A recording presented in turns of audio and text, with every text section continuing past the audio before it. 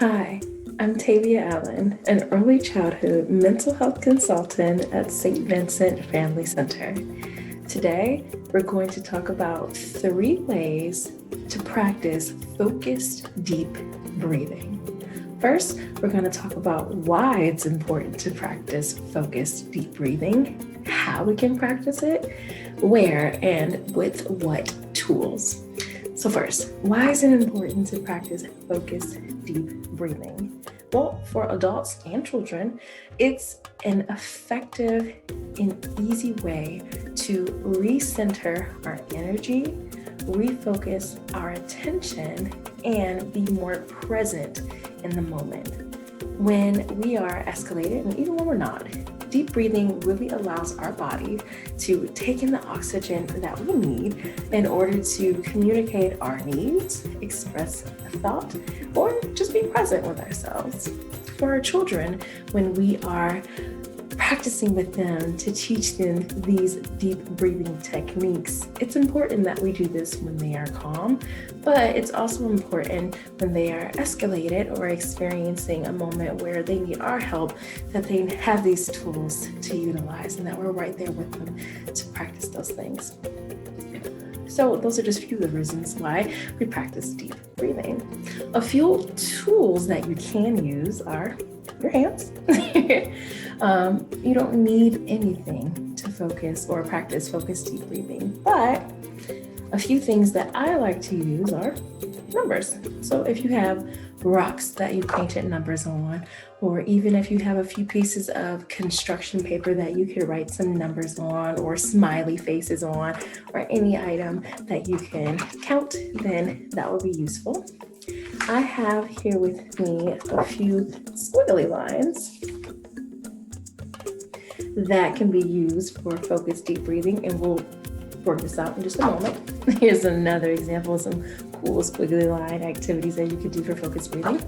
But like I said before, you don't need anything, but those are a few cool tools that you can use. Let's go ahead and practice our focused deep breathing. So one thing that you can do, here's our first of 3, is to use your hand.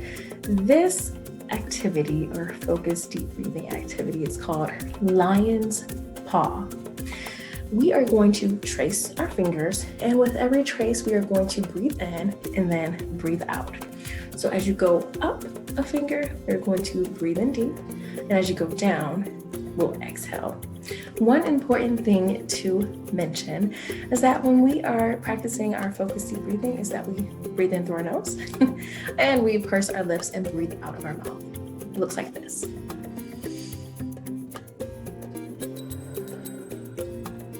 Again, we are breathing in through our nose and letting all of that air escape out through our mouth.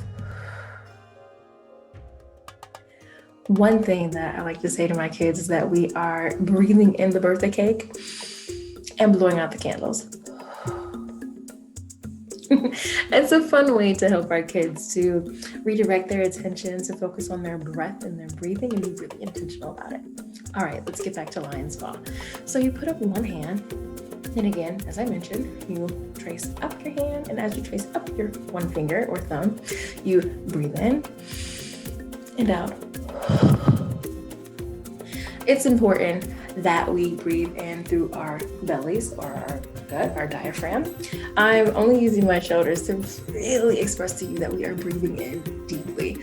But it's important, again, that we breathe in through our diaphragm to really get as much air as possible and shape our mind to remember that we are being in the moment and focus on these deep breaths. So let's get back to lion's paw. Alrighty, so breathing in through our nose, pursing our lips and breathing out of our mouth, letting all that air escape out of our diaphragm. So when we're with our kids, we go up, breathe in, out, up, breathe in, out, up and breathe in, and out. You can do this as many times as you want to with your hand or lion's paw. It's a great sensory and focused deep breathing activity because you can feel your finger tracing or the ins and outs of your fingers, and that can be soothing and calming. And you can feel all that you're filling up your belly, and that is also soothing and calming. Our next tool that we can use besides our hand, or besides nothing at all, is a cool little cutout. You don't need to purchase anything. There are a lot of tools online that you can Google and download and then print for free. You could even use your own tools. If you have construction paper or just scrap paper laying around at home, you can use that and draw a few squiggly lines or draw some loops or just regular lines that you can take one finger and trace with. So just like what we did with our hand before, we're going to take one finger, and this could be something fun that you do with your kids right before you go to a different activity. For example, right before you leave the building, maybe home or school, to go outside, you can post this picture right at your door and say, before we go, we are just going to calm our bodies to make sure we are ready for what's next. So what we're going to do is take one finger either to the air, or you can take one finger to trace the line on the hair of this cutout. By the way, I got this cutout from 7daysofplay.com. So if you really do like this cutout, you can get it from there. But back to our tool. You can take one finger to trace up and then down. And just like with our hand, as we're tracing up, we're going to breathe in. So it looks like this. And of course, you can't breathe in for a very long time. At some point, you have to hold your breath. And if you're capable of doing that, that's totally fine. But if you need to release, that's perfectly fine too. So it could look like this.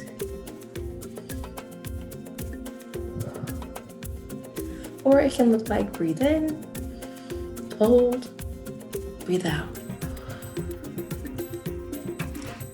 Awesome.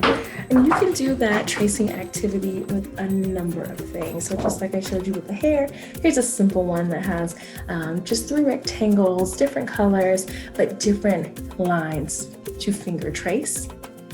And just like we did before, you can breathe in, hold, and breathe out.